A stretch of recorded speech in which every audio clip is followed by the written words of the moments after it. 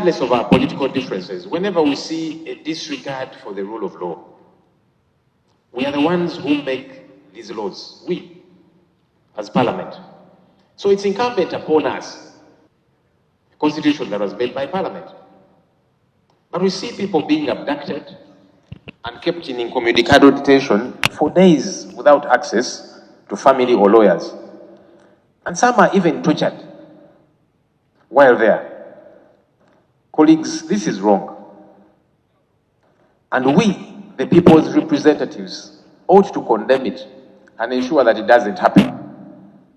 The most recent victim of this is the Honorable Miriam Matembe, former MP, former minister. She participated in the formulation of our constitution. For someone who took part in creating the foundation on which we stand, the least we could do for her is follow the right procedures if the state is interested in her for any legal reason. Besides, colleagues, criticism should never be an offense. I've heard some people say that those criticizing should always do so respectfully. And I agree. However, respect should be on both sides of the coin. Both sides, at all times. Right Honorable Speaker, you made it clear in your remarks shortly after being declared Speaker that the media should be able to operate freely. And those media houses that had been banned from accessing Parliament eventually returned.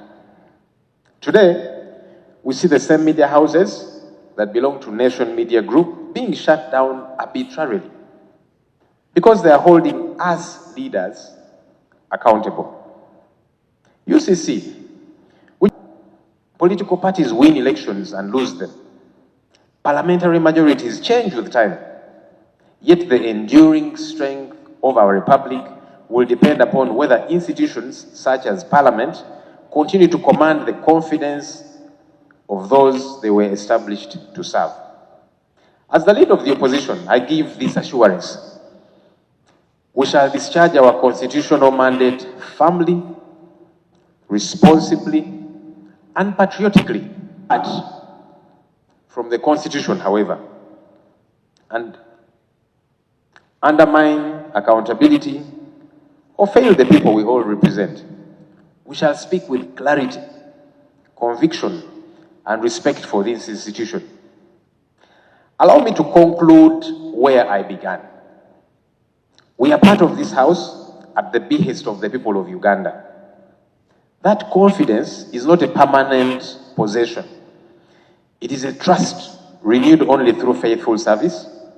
Long after the speeches we make have been forgotten, and long after the divisions in our chamber have faded into history, one question will remain. Did our service strengthen Parliament and improve the lives of our people? If at the end of this Parliament, our citizens have greater confidence in their institutions, stronger faith in the rule of law, and renewed hope, he congratulates you all on your recent electoral victories, and he told me he expects support from Parliament for improved social services of our country. Right Honorable Speaker and members, I am pleased to join you for this important induction seminar. I thank you all, more especially the Right Honorable Speaker, for organizing this seminar. It's very important that we go through this induction. Right Honorable Speaker and members, I want to express my appreciation to all the previous parliaments for supporting the NRM government and His Excellency the President in laying the strong foundation for socio-economic transformation of Uganda. We are starting this term of office, that is 2026, 2031, when the country has made major strides across all sectors of our economy since 1986. For example, Uganda has graduated from the category of least developed countries to the lower middle income status.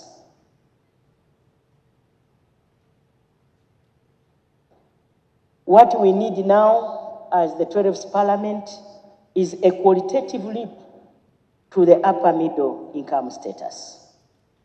And this is so because of peace and security. Honorable members, the whole country is peaceful and secure.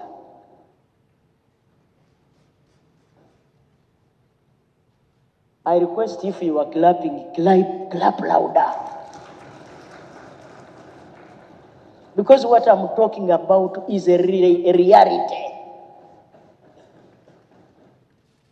That Honorable Speaker and members, the whole country is now connected by tarmac roads from east to west, north to south. Except for a few areas where you and me have to put our feet down to make sure that we tarmac those other remaining roads. That Honorable Speaker and members, the literacy rate has increased to 80%, up from 43% in 1986. Life expectancy has improved to 68 years, up from 43 years in 1986. Right Honorable Speaker and members, access to clean water. 8 in 10 households now have access to improved water sources. In 1986, only 1 in 10 households had access to a clean and safe water source.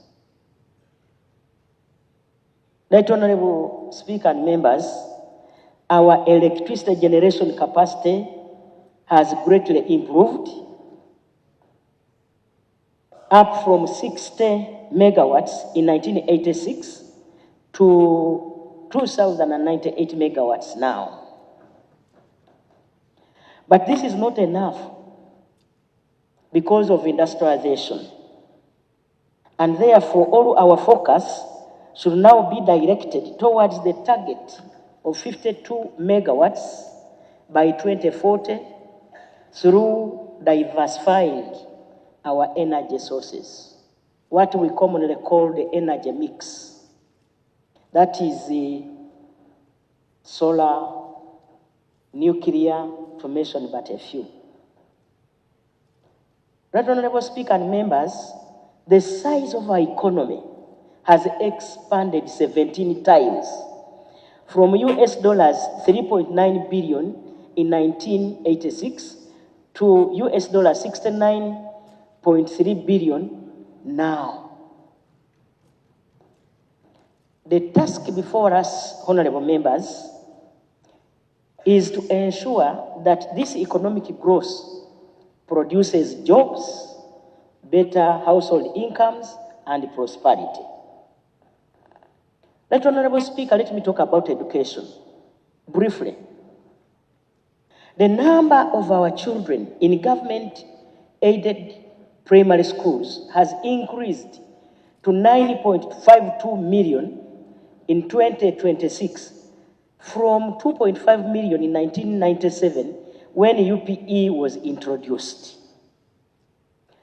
There are also 2 million learners in private primary schools because of our good policies, especially the policy on liberalization. So I request members to put our heads together to address some outstanding challenges in this term of office, such as teacher absenteeism, school dropouts, to mention but a few. Honorable members, households poverty has declined from 56.4 in 1994 to 16.1 now, according to the 2024 housing census. Our efforts now should be directed to bring our people into the money economy, especially the 30% that are commonly known by everybody. Right, Honorable Speaker and members, let me talk about the implementation of the 2021-2026 manifesto. Out of 809 commitments in the 2021-2026 NRM manifesto, 699, representing 88%, were implemented, though some are still ongoing. As a result, Uganda is now one of the best investment destinations in Africa.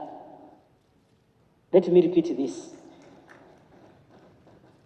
Honorable members, Uganda is now one of the best investment destinations in Africa, according to the 2024 annual investment meeting in Abu Dhabi, the capital of United Arab Emirates.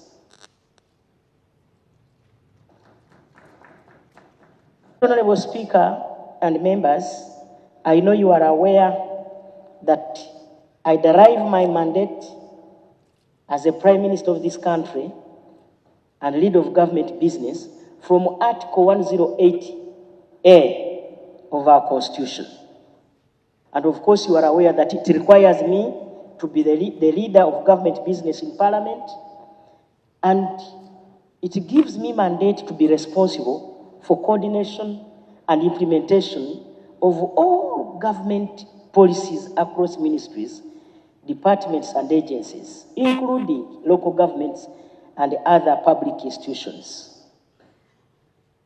And of course, it also mandates me to perform any other functions as may be assigned by the President, or conferred by the Constitution or any other law. And you are aware that I'm a member of the Business Committee of Parliament. I promise that I will present government business, and I know this is going to be the epitome of our performance as Parliament.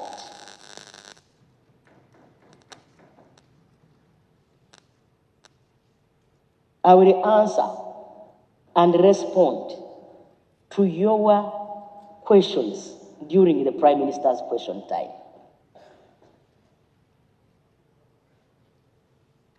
And this is provided for under Rule 43 of our Rules of Procedure of Parliament.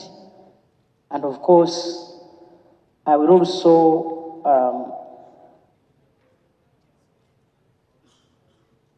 also prevail over ministers to attend Parliament this time round in big numbers.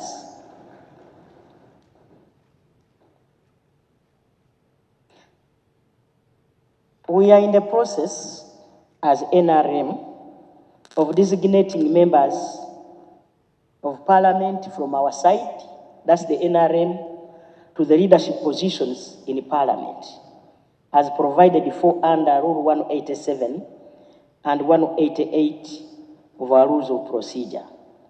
The Government Chief Whip will announce the members appointed to those positions at the next sitting.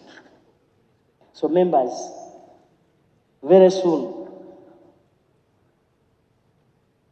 Right, Honorable Speaker and members, I want to request that we work as a team. Recently, the President directed me to coordinate ministries, departments, and agencies, especially the ministries of Foreign Affairs, the Ministry of Works and Transport, Ministry of Finance, Planning and Economic Development, and the Ministry of Internal Affairs, to evaluate 771 Ugandans from South Africa following the escalation of anti-migrant protests. So I believe either tomorrow or the day after tomorrow, our brothers will be flying in from South Africa.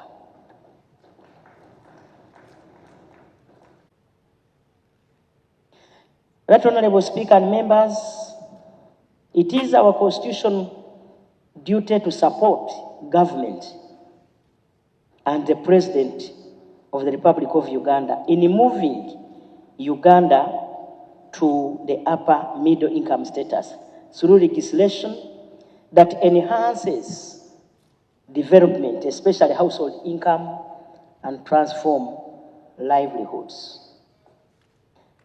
That's why